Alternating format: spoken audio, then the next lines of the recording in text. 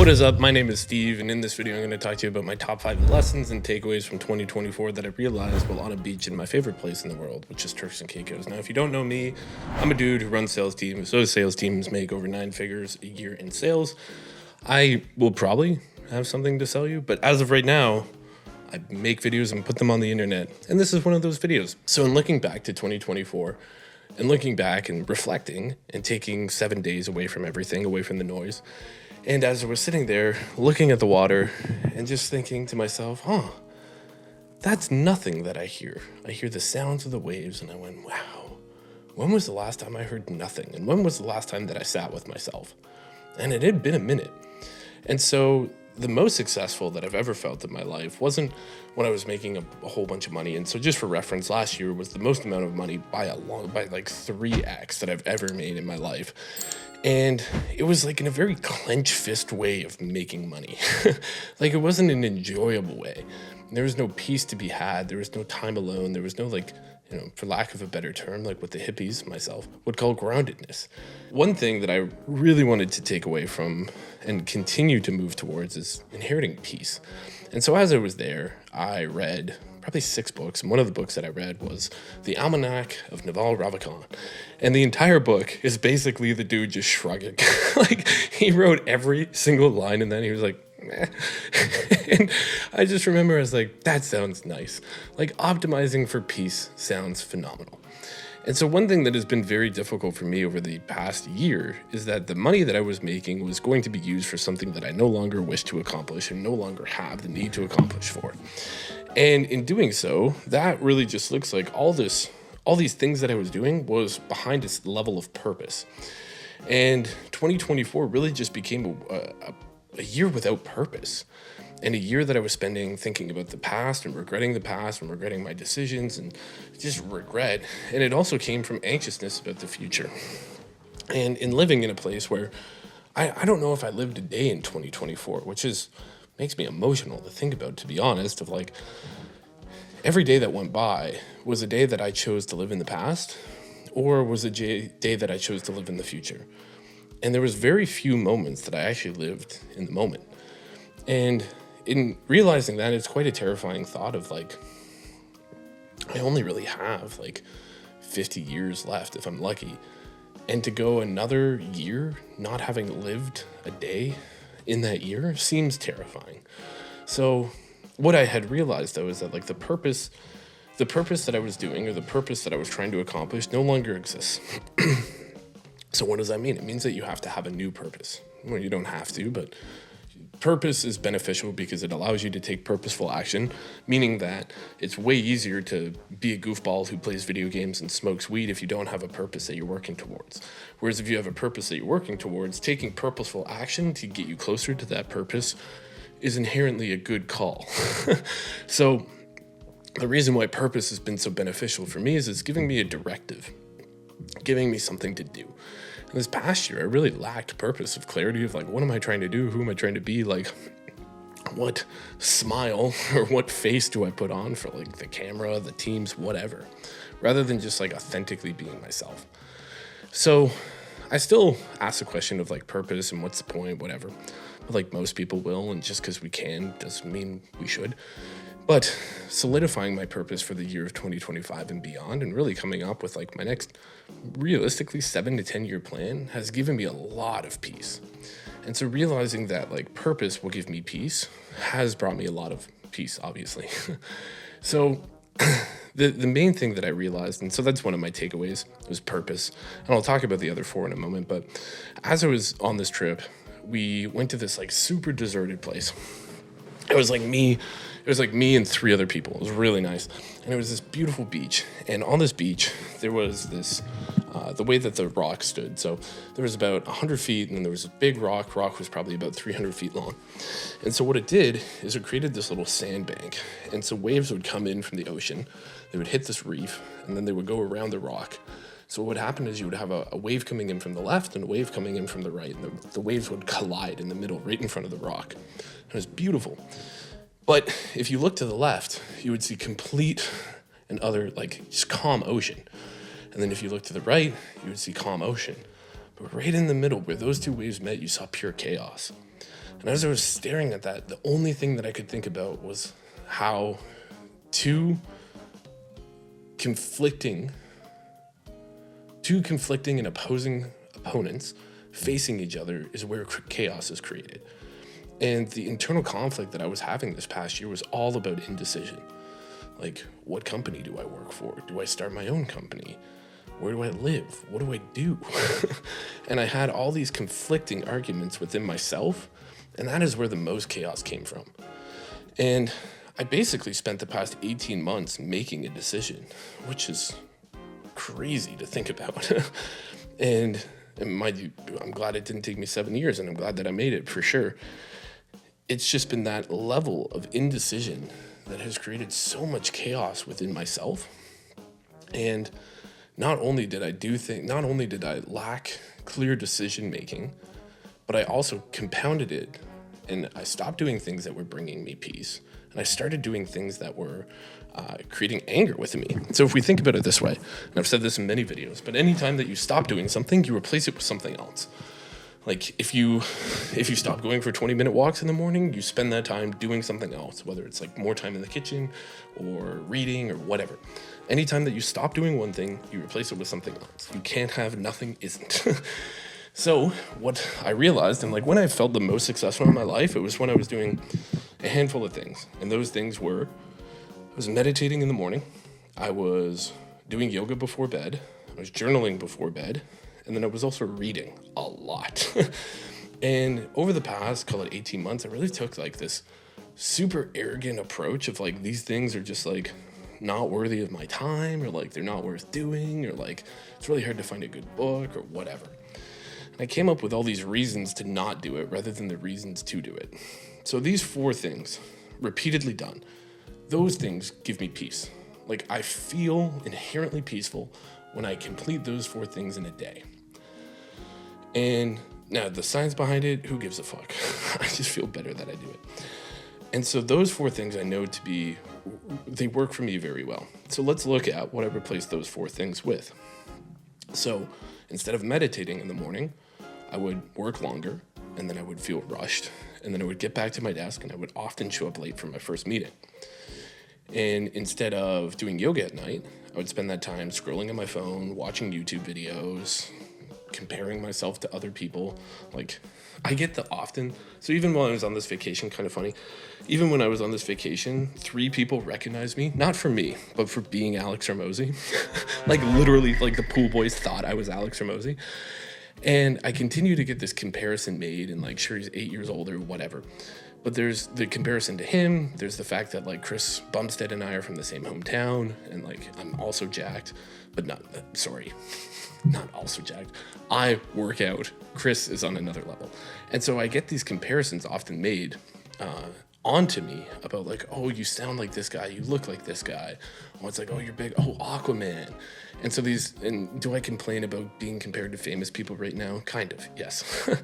Where was I going with this? Oh, and so not only was I getting compared from other people just being like, oh, you look like this guy, you look like this guy. And it's like, man, it's like my bank account's way smaller, my biceps are smaller, I don't have nearly as nice calves. And like, people would give me this compliment, I'm like, I'm nowhere near these guys. Like, and I kind of like feel it, honestly. And so like when people think they're being like nice and genuine, they're like, oh, you look like Alex. I'm like, oh, I know. But like that dude's like, come on. And so it's kind of put like this comparison, and especially like this guy that I used to work for, who was only a handful of years older than me and now runs like a multi-9-figure company. And I just continued to compare myself to that, to other people, to professional hockey players who make way more money to me. And I was just getting in this mode of like not feeling like I'm enough, not feeling like I have enough, not feeling like I can do enough. And instead of doing something about it, I would just ruminate on it, which like useless. So that's what I replaced yoga with, which like on paper and in practicality sounds like a really dumb idea. And if we look at what I replace reading with, so there's 2 times in the day that I read, that I used to, and now that I will resume. So the first time in the day that I would read is first thing in the morning when I work out. So I work out, as you can tell, I'm pretty jacked. So I work out for about 90 minutes every morning. Love my workouts. They're great. And when I would used to work out, I would only listen to audiobooks, podcasts, and I really use that time to like consume and learn. There was like one Tony Robbins course that I probably listened to like 50 times. And I really got away from that. And what did I replace the books with? Well, I replaced it with angry music about like 2000s hard rock, about like breakups, heartbreak, cocaine, bad girlfriends, whatever. And listening to all that like anger really set me into a really bad state for the rest of the day without really realizing it. And I just remember like sitting around and just like having such a short temper throughout the day. And so I replaced reading with angry music, which like on paper and in practicality, bad idea.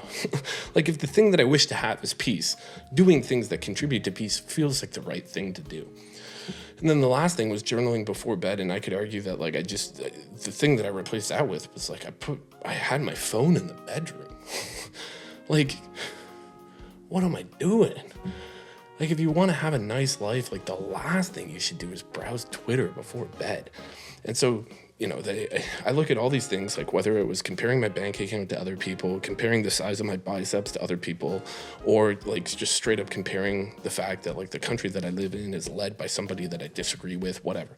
And I would do all these things and I'd consume all this information and make all these comparisons and all this judgment. And I'd be unhappy. And I was walking around just like, what is going on? Like I'm generally a happy guy, but I wasn't doing the things that were contributing to peace. And do I optimize to be happy? Not anymore. I definitely used to. I definitely have optimized for peace. And in this past year, I just optimized for like rage. And I just can't do that again. And that rage came from like indecision. It came from contributing to it. Came from like So very excited about what the future holds, just in terms of like probably living a lot longer, having less stress in my life. Anyway, I share this because hopefully it'll be useful and gives you some like perspective into like, not only do I like recommend behavior change, but like I recommend it because it's probably the thing that'll save my life. Whether it's like I won't die from a heart attack anymore, or I'll have less suicidal tendencies, like just from doing more things that create peace. Now, if we look at, so my second takeaway from the trip is, so number one was just having more sense of purpose. Number two was just having a higher sense of virtue. And the reason why I had such an eroded perception of my character was the lack of virtue that I was displaying to myself. And I had been somebody, and I am somebody, and I will continue to be somebody who it's like, when I say things, I do them. And call it like 6 months, maybe even closer to a year, like there had been many promises that I was making to myself and to others that I was not adhering to. And that's just like, that's not what I preach. Like that's the thing that I say on stage. And it was really eroding. And so looking at that and looking at like my lack of integrity and my lack of honesty with myself, the fact that like I say, state the facts, tell the truth. And like I was doing that, but like I wasn't keeping the promises that I was making to myself and others as often as I intend to, is 100%, and I was nowhere near that. And so that caught up with me. And so in hearing that and realizing that and reflecting upon that, well, what contributes to that? Well, if you just think about like what increases the chances that you follow through on a plan? Well, when you have to deviate from the plan and stress happens and things get in your way and something frustrating occurs, how likely are you to bounce back from that frustration and stick to the plan regardless? Like, will you do what is required, or will you find an excuse to not do it? And the rate that I was picking the excuse over doing what is required is something that I just deemed to be unacceptable. So in realizing that, I really remembered that virtue and integrity are key to the level of peace that I feel. And I can do one of two things. I can promise to do less stuff, or I can just do what is required. And in 2025, I will do both. That was my second takeaway, was increasing the level of virtue, therefore the integrity that I display on a day-to-day basis with myself and others. The third thing was perspective of, after reading a couple of books, and I'm really glad I brought the books that I did, because they had discussed often how short and finite life really is. And that was something that I just forgot. and staring at the ocean and like looking at these waves and these rocks. And you look at a rock that has been crafted through wave after wave for thousands of years. It really gives you perspective of the fact that like we are born to die. Like our purpose, whatever it may be while you're alive, that matters to you. And like your problems die with you. And those problems will go away when you go away. So all these problems that you think you have or that you pretend to have, they really don't matter to anybody but you. And if they only matter to you, do they even matter at all? Because you're finite. So thinking through that and this remembering that like and so to be candid, like I've been terrified of dying probably since the age of like 8. Like it used to keep me up at night thinking about death and like forever and eternity and whatnot. And you know, I hear these things of like how people have made peace with it, of like, well, it's just like before you were alive. It's like, you don't remember that? I'll be like, I'm working on it. It's like, say that sentence and tell me it doesn't freak you out a little bit. I just don't know if I believe you. So using that as like a really good perspective of like, man, not only do I not matter on the face of this planet, considering that the waves that have been crashing into these rocks have shaped these rocks over the course of probably hundreds of thousands of years.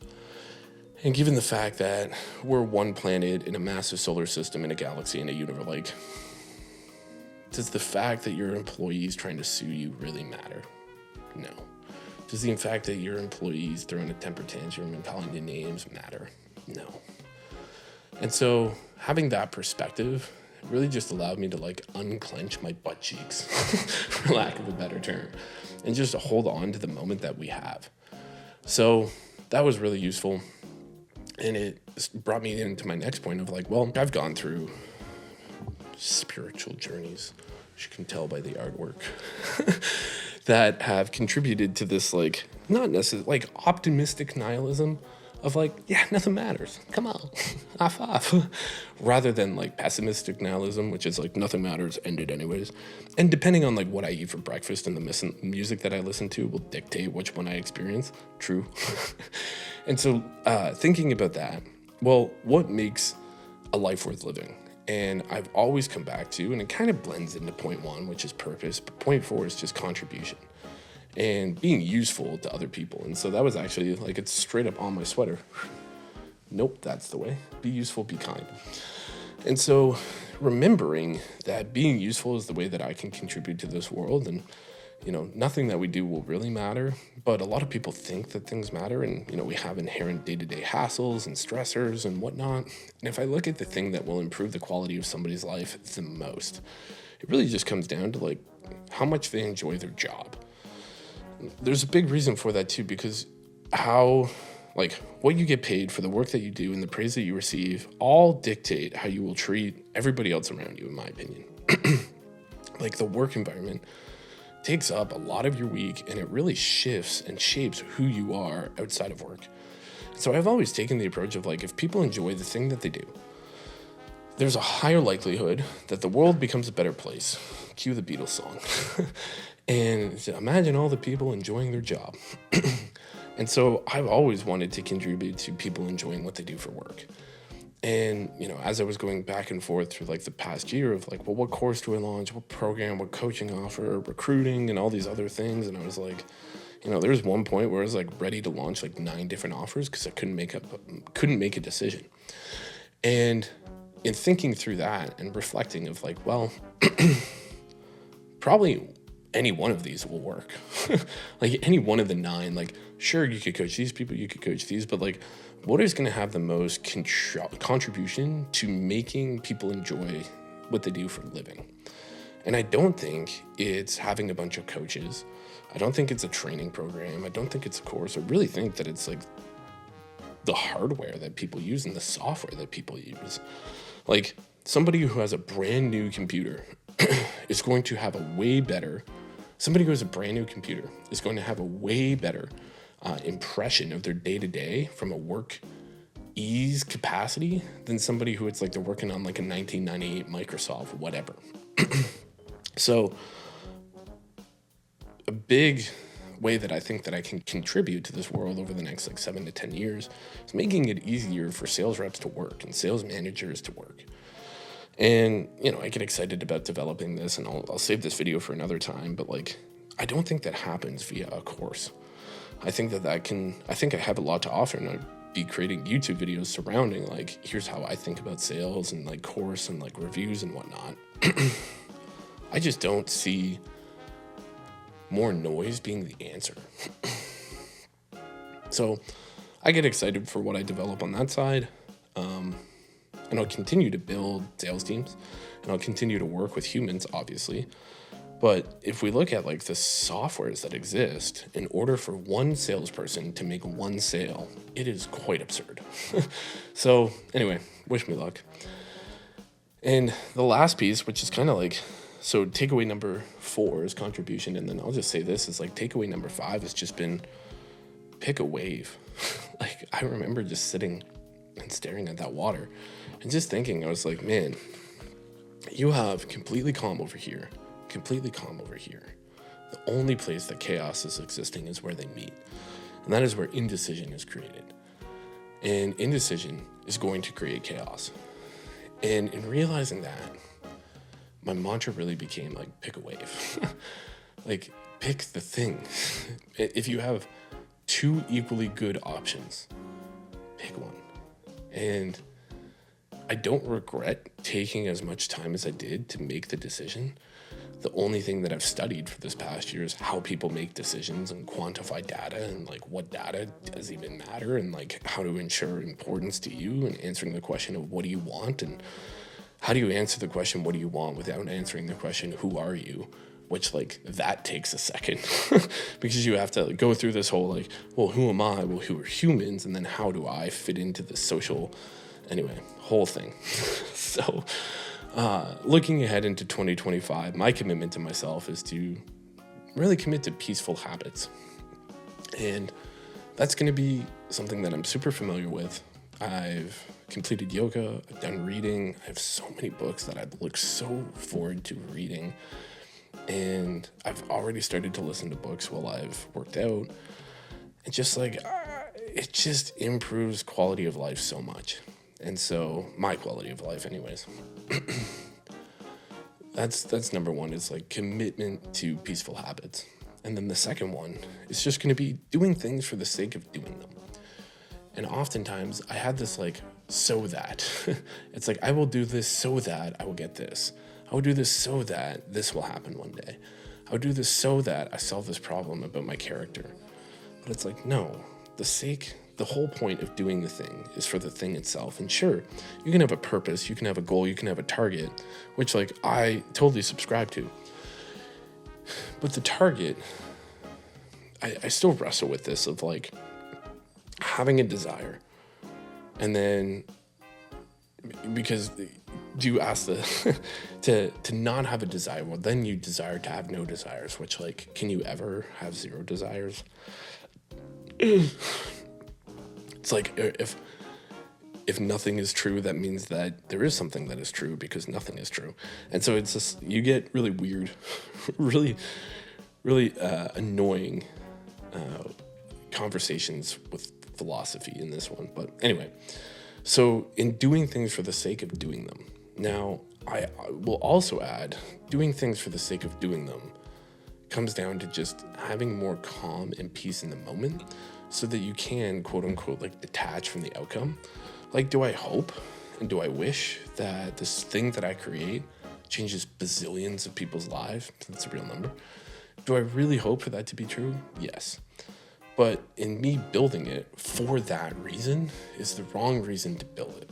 I build it to enjoy my time and to have peace within it, and to do it because I want to do it, not so that I can do something else. Not so that I can have more money, to have more money, to have more money, and then have more money. It's just mindless games. So my third thing that I will do, and that I will commit to this year, is being consistent in serving with authenticity.